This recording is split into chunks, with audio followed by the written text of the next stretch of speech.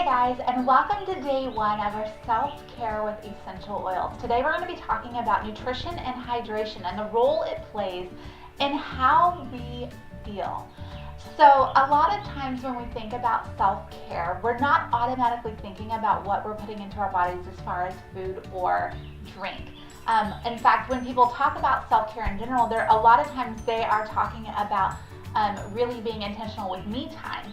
And getting away, having some quiet time alone and away from other people, or maybe if you're an introvert, being really intentional to go and have that great social engagement that really helps you feel great. But I am taking a different approach to self-care, and we're going to start with the foundation of wellness, and that is what we eat. You've probably heard it over and over again, garbage in, garbage out, and you are what you eat. So those are cliches, but there's really some truth, they're really rooted in truth. When we eat well, we are going to feel well, and when we eat garbage, we're going to feel like garbage. It's just the way it is. Now, this is not a nutrition class, okay? We're only spending one day, and it's just a few minutes to talk about nutrition, but I'm going to talk about two things that I want you guys to just be aware of, and I want to really challenge you to look into. And the first is a big one. It's a doozy. Don't hate me, okay? We're going to talk about sugar. You guys, statistics tell us that the average person consumes 60 pounds of sugar a year.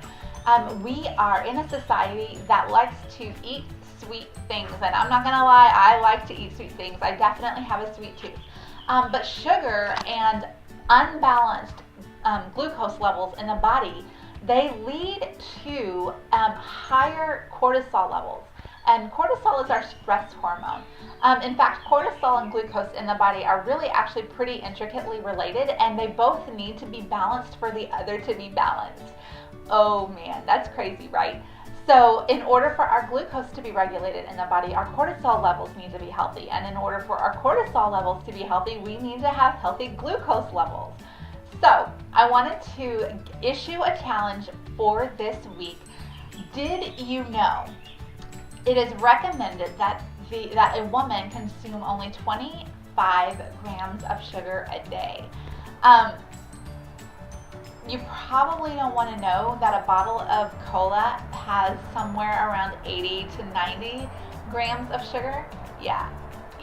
So just think that's like 2 or 3 times. That's like more than 3 times the amount of sugar you're supposed to have just in one day in a bottle of soda. So don't shoot the messenger, but I am going to challenge you guys to go ahead and limit your sugar this week while you're being really intentional to take care of yourself, while you're focusing on self-care, while you're learning about self-care. Be aware of your sugar intake. So there's a couple of challenges that you can do. Number one, you can eat whatever you want as normal and just write it down. Keep a food log for the week so that you can really see and evaluate just how much sugar you're actually consuming. It might be more than you even think it is. The second challenge that you could do is to eliminate sugar completely. That would be any added sugar that's not naturally occurring sugar in fruits and vegetables, but any added sugar. So no sweets, no sodas, no ice cream, no muffins, no sugar added. That would be a pretty strict challenge, and I can tell you I have done it several times, and it takes quite a bit of resolve. So if you want to kind of have a happy level kind of between eating all the sugar you want and eating absolutely no sugar, I would challenge you to keep your sugar limited to fruits this week. So no added sugar, but keep your sugar, you can still have your sweet things, but you would want that to be like apples and berries and cherries. Those are fruits that are pretty decent on the glycemic index. They have a really great level of sugar in them, naturally occurring sugar.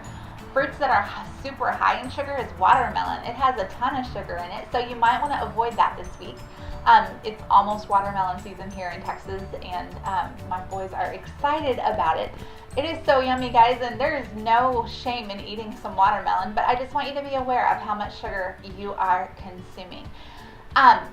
So I mentioned I have a sweet tooth. I absolutely have a sweet tooth. And so there are a couple of ways that I use essential oils to kind of help get control of that sweet tooth. The first one is peppermint oil. There's actually a study out there that shows that peppermint essential oil, it does actually reduce sugar cravings and that need for sugar. I'll post the actual statistics because I don't have it memorized, but people that used peppermint oil aromatically, they actually consumed and craved less sugar than those who didn't. So that's pretty awesome. The other oil that I really like to use, because peppermint's personally not my favorite, is Stress Away. So here's Stress Away. This is a blend that is unique to Young Living, and it's a proprietary blend. And it was originally, get this guys, it was originally formulated to help with sugar cravings. But people found that it has such a calming effect on their emotions that they completely, they market it in a completely different way now, and it's called Stress Away, because it just helps people deal with stress. You know, the everyday stressors of life, it helps people deal with that. But because of the oils in it, it actually is great for dealing with sugar cravings. So when I am being tempted, or I am, you know, in a moment of weakness, I'm like reaching for the chocolate or whatever, I will grab my Stress Away and I will just put it on my neck, I'll put it on my wrists, and I'll inhale it and step away from the temptation. So this week I've actually eliminated the sugar in my house. I don't have any chocolate. Rice Krispie treats for some reason are my weakness, you guys. I have no Rice Krispie treats. I have no chocolate in my home. And for me personally, I'm going to be limiting my sugar to 25 grams of added sugar a day. So that's on top of naturally occurring sugar in fruits and vegetables. But I am going to be limiting my sugar. So that's going to be quite a challenge for me. And then I also wanted to talk a couple of minutes about hydration. So you guys, hydration is so important. And I don't know about you, but one of the things that I deal with is being worn out and being tired. And you guys, just having plenty of water in your body will do wonders. It'll do wonders for your energy levels.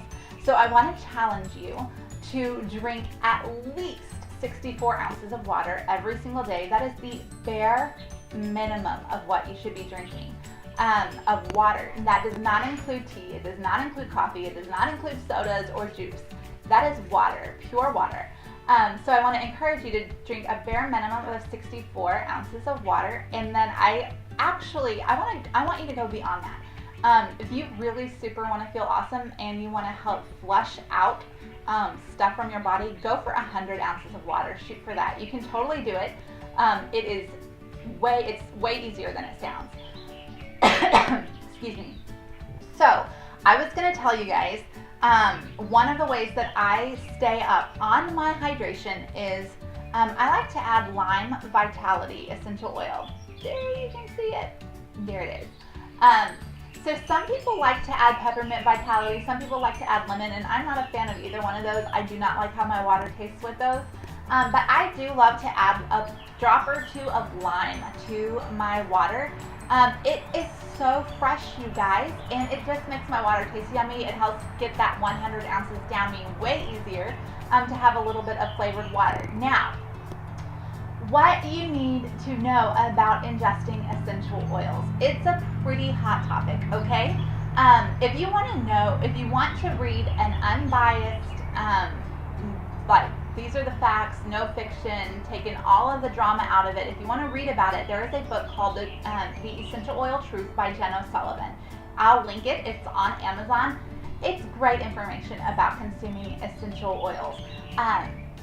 But I want you guys to know, if you're not comfortable adding oils to your water, don't do it. I will never encourage somebody to do something they're not comfortable with. You guys, I've been with Young Living for 7 years almost, and I trust this company. I've been to our farms. I have seen the seed to seal process. I've seen the production process. I trust these oils. When you add oils to your water, though, you gotta know oil and water don't mix. So when you're drinking it, you need to kind of shake it up or stir it up to blend those oils in. And then also, if you are drinking oils in your water, just remember to eat well throughout the day.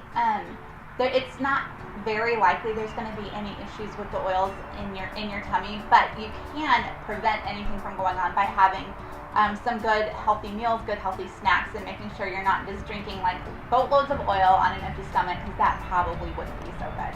Also with essential oils, less is more. So you seriously don't need to add like 10 drops of oil to your water. You can totally get away with 1 or 2 drops, okay?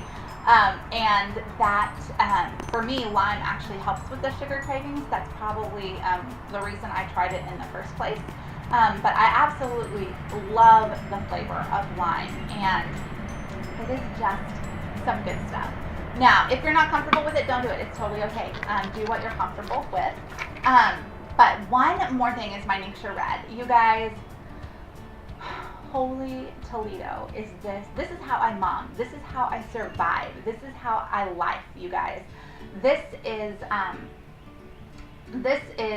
a nutrient-dense infusion of nutrition. I can't even say it without it sounding like I'm trying to sell you on something. That's how awesome this stuff is. So yeah, it sounds ridiculous, but it is super high in antioxidants. It is the highest level of antioxidants of any food in the world is in this 2-ounce package. This 2-ounce package, guys, it has protein and amino acids that your body needs to produce healthy serotonin levels.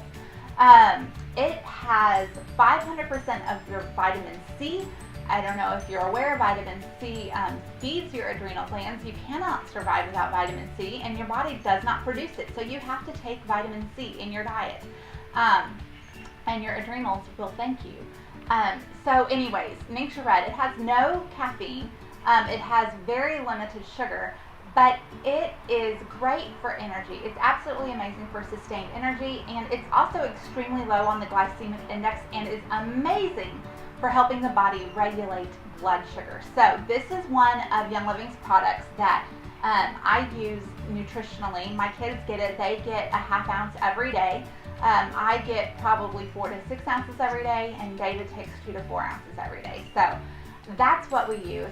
One more thing nutritionally, in dealing with healthy emotions, look into magnesium deficiency. It is closely related to depression and anxiety, and it is such an easy fix in your body to just add in some magnesium to your diet. So you want to look into that. Other symptoms would be extreme fatigue. If you have unexplained fatigue, you just can't get it done, you can't get up, you can't stay awake, look into magnesium in your body. It's super common in magnesium deficiency. It'll affect your adrenals, it will affect your emotions, and it is super easy fix. So that's what I've got. 13 minutes long, you guys. If you hung in, super thankful for that. I'm going to post some links, and I hope you have a great day. Treat yourself well and be kind to yourself. It will help you be a better mom. It will help you be a better wife and a better friend and daughter. All right, bye.